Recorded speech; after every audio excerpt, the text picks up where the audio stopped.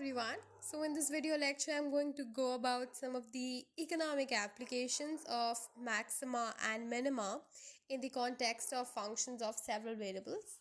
The simpler case being the functions of two variables. Okay. So the first is with regards to maximization of joint profits, and the second would be with respect to the price discrimination. Okay. So basically here we're talking about a monopolist who operates in two ways.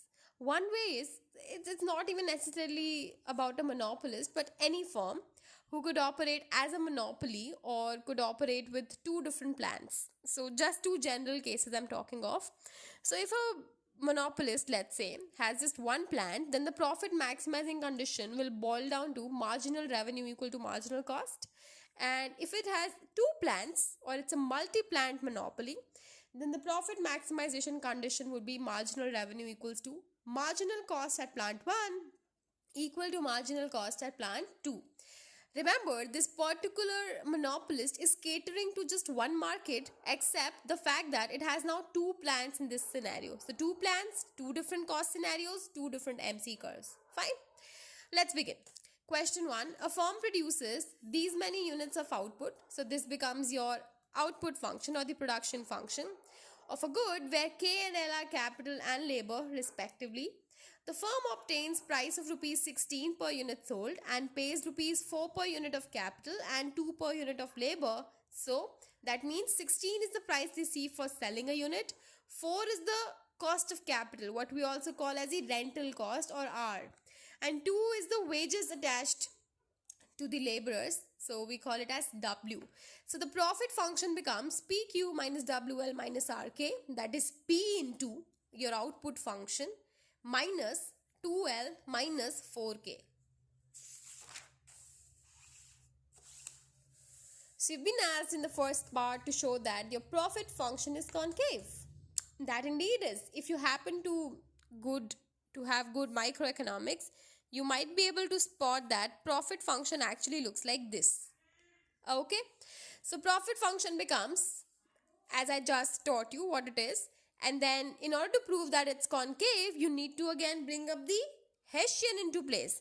So I need to find out my A, B, C, and then find out if A is less than 0, C is also less than 0, and determinant of Hessian is also less than, determinant of Hessian is greater than 0.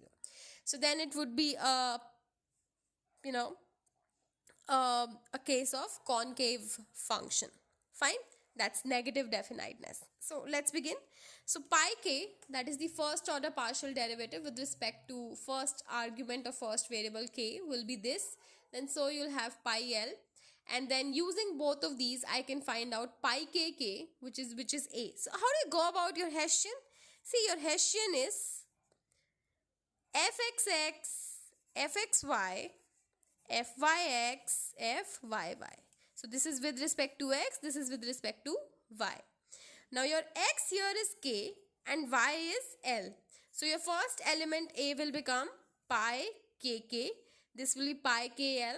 Pi kl and pi l are both equal. We also call it as b. And this is pi ll, that is c. This is my a, that is pi kk, differentiating this again with respect to k. And then pi kl would be differentiating this with respect to l. This is your b. And then to find out c, you will differentiate pi l with respect to l again. So that will come out to be this. We call pi ll as c, as you can see in the Hessian, a, b, b and c. So c has come out to be negative with a negative sign. K, l and are both positive. And your a has also come out to be negative. Now the only thing remains is to find out the sign of my determinant. Determinant of Hessian works out to be AC minus B square will come out to be 8L to the power minus 3 by 2 into K to the power minus 1. That is a positive number, which means you have achieved the conditions of concavity and hence your function is concave. Okay. Second part to the question. Find the profit maximizing quantities of K and L and maximum profit. You just prove that your function is concave. So it must attain some maximum, a unique maximum. If at all, it should attain that unique maximum at the stationary points on the interior.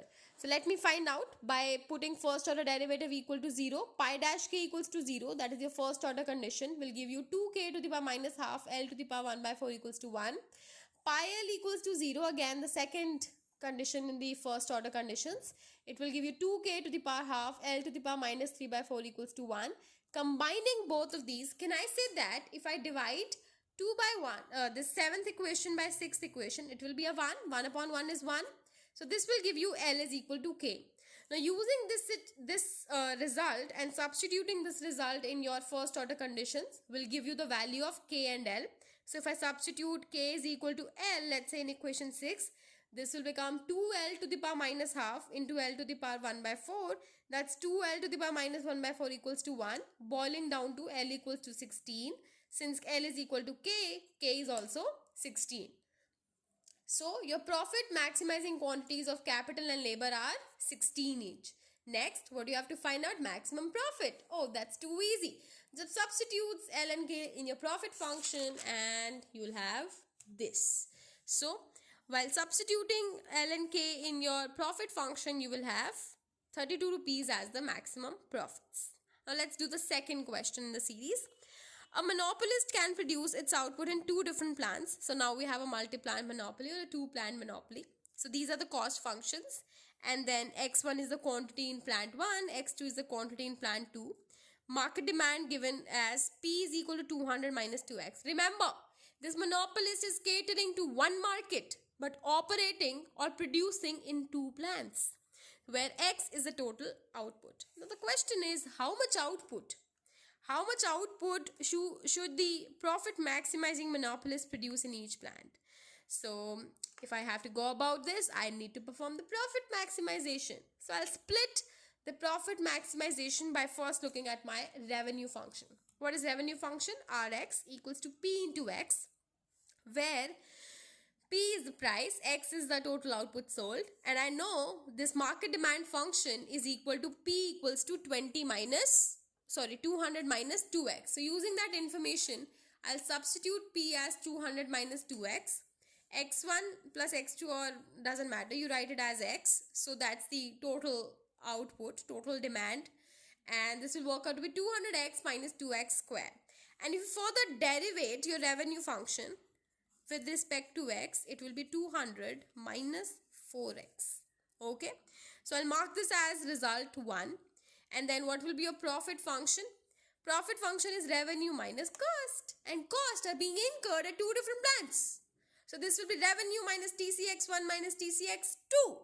So that will be 200 into x1 plus x2 minus 2 into x1 plus x2 whole squared minus 2x1 square minus 100 minus 20x2. I have done nothing but substituted the cost functions. This is 2x1 square. This is 2x1 square. This is 100 plus 20x2. This is 100 minus 20x2 since it happens to be with a negative sign here. Fine. So that will be a profit function. Now the next step is, in order to find out the profit maximizing quantities, I need to understand my profit is a function of both x1 and x2. Okay. So I need to arrive at that condition, which is MR equals to MC1 equals to MC2. In order to arrive at that, I need to first understand what my marginal revenue is. Marginal revenue is the change in revenue with respect to X, that is 200 minus 4X. Okay. But let's work out from here also. So pi X is this, Rx minus TCX1 minus TCX2. So first order derivative with respect to X1 would become change in revenue with respect to X1 minus del TC upon del X1, and this is a 0 since total cost of second plant is not related to the first plant's output. So using the chain rule, this will become del R upon del X into del X upon X1, because revenue is a function of total output and total output is further a function of X1. So this will be del R upon del X into del X upon X1, and del R upon del X is nothing but R dash X, which I just found out, that is 200 minus 4X. What is X? X is X1 plus X2. So del X upon del X1 will be 1 minus del TC upon del X1. Del TC as a function of X1. So this bracket denotes that total cost is a function of X1. So your total cost function was 2x1 square. So del TC upon del x1 will be 4x1 derivative. So that 4x1 is right here, and I have in front of me now pi dash x1 written all together. 200 minus 4x, so x will be further expanded to x1 plus x2 minus 4x1. In the similar fashion, you can also find out pi dash x2. Okay. Once you have both of these scenarios, both of these first order partial derivatives, what do? You put them equal to 0 to find out the stationary points on the interior of your set. So putting both of these equations to 0, I'll have this and this. And then simultaneously solving these two equations will give you x2 equals to 40 and x1 equals to 5. So these two quantities should be the profit maximizing quantities. But oh wait, you don't have to be quite in a hurry. You need to check whether these are profit maximizing quantities. And how will you do so? You'll check for concavity in the function. Or in fact, what is the point of profit maximization? So how do you go about this? You do the second order conditions now. So again, the same fashion which I just did in the earlier question. I'll find out A, C and B and then the Hessian's determinant. So pi 1 1 is this means derivative of pi 1 with respect to x1. So this will work out to be minus 4 minus 4. That's minus 8 right in front of you. Then pi 1 2 means derivative of profit function with respect to x2. So that will be minus 4. So that's minus 4. Likewise, pi 2 2 will come out to be minus 4. So this is your A, this is your B, this is your C. A and C have both come out to be negative, which is good for us until now. Now let's find out the determinant. AC minus B square will come out to be 16. That is positive. Oh well, you did a good job. Then you have established concavity and also that these two elements, these two quantities are a point of maxima. So since A is less than 0, determinant of H is positive, we established that it is a point of maximum profits. That is x1 equals to 5 and x2 is equal to 40 are the quantities at which the two plant monopolist maximizes profits. Thank you for watching the video. In the next video, I'm going to teach you about price discrimination.